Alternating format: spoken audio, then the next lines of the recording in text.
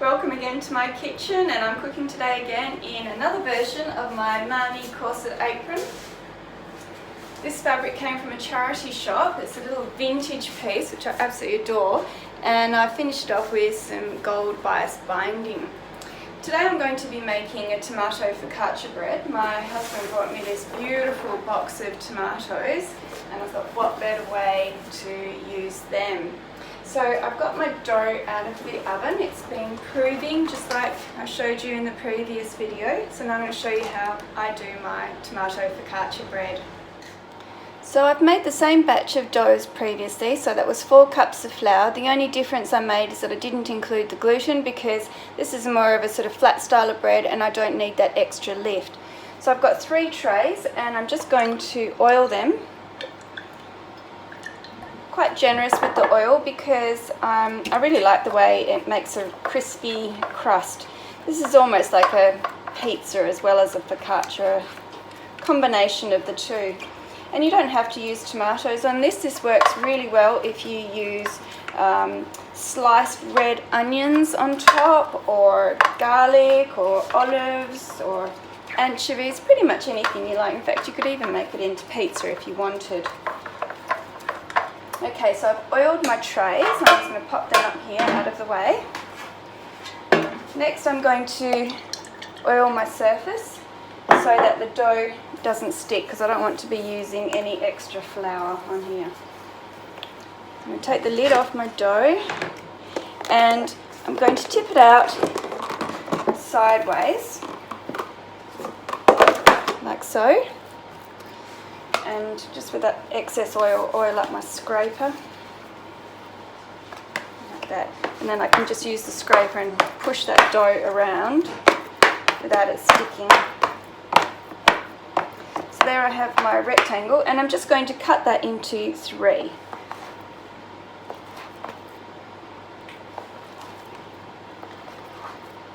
Like so. And then I'm going to take a tray and just pushing the ends together and scooping it, I'm going to stretch that onto the tray. So I'm going to do that with each of the 3 bits of dough. And that stretching stretches out the bubbles as well, and that's another way that you're going to get that beautiful aerated loaf. So you notice I'm actually being quite gentle with the dough.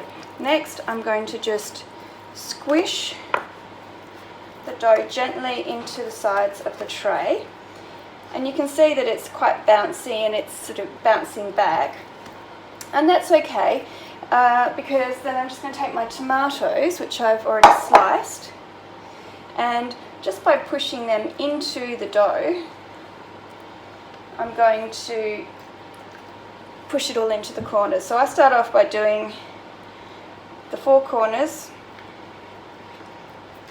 and then I'm just going to work my way up the middle so that I can work out how many rows I'm going to do. You'll need quite a lot of tomatoes, as you can see, for this, and once they cook they will be absolutely delicious.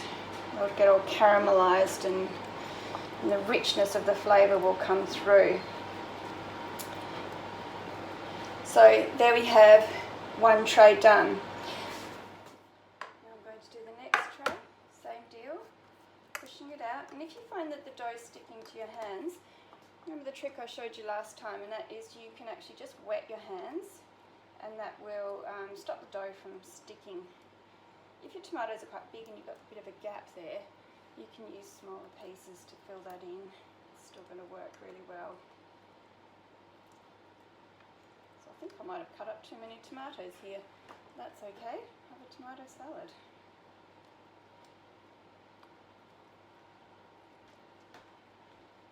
Popping them all in.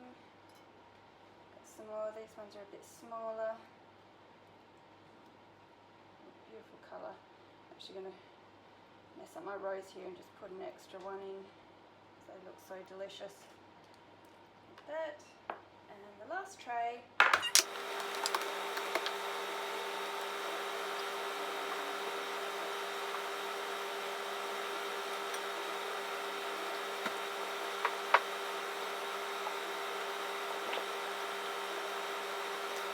So here are my 3 trays. I've been preheating the oven at 200 degrees for 20 minutes because that's how long my oven takes to heat up. Next I'm going to take some mixed Italian herbs and I'm going to sprinkle them on quite generously, like so.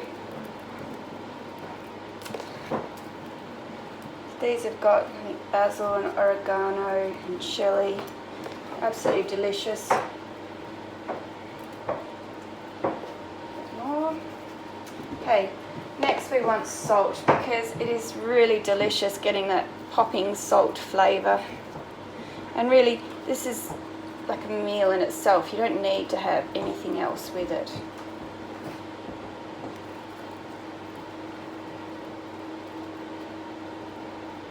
So there's my salt on, and next I'm just going to take some good olive oil and drizzle that on top to help that caramelization of flavours.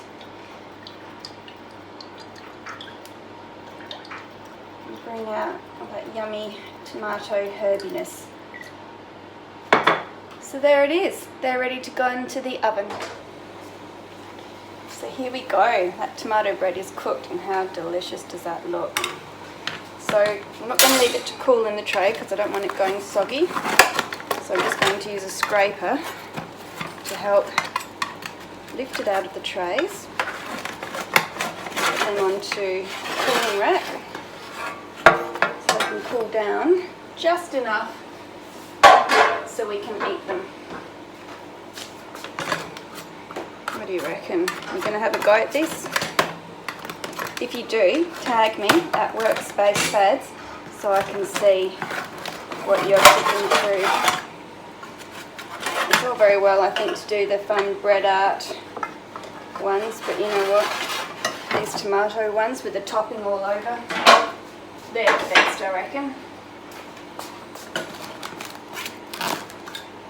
These are also yummy, just a nice slab of tasty cheddar cheese on top as well. See, I stuck a little bit on the sides there. Get that tomato up.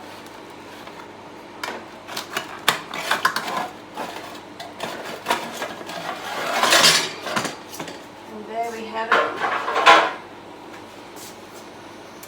My tomato focaccia. So there's my delicious bread. I'll take off my apron now. So I just thought I'd show you what I'm wearing underneath. This is my Eva tee with an elbow length sleeve. It's elbow length because that's how much fabric I had. And these jeans are some old ones that are just self-drafted. And you can't have cooking without a bit of sewing as well, can you?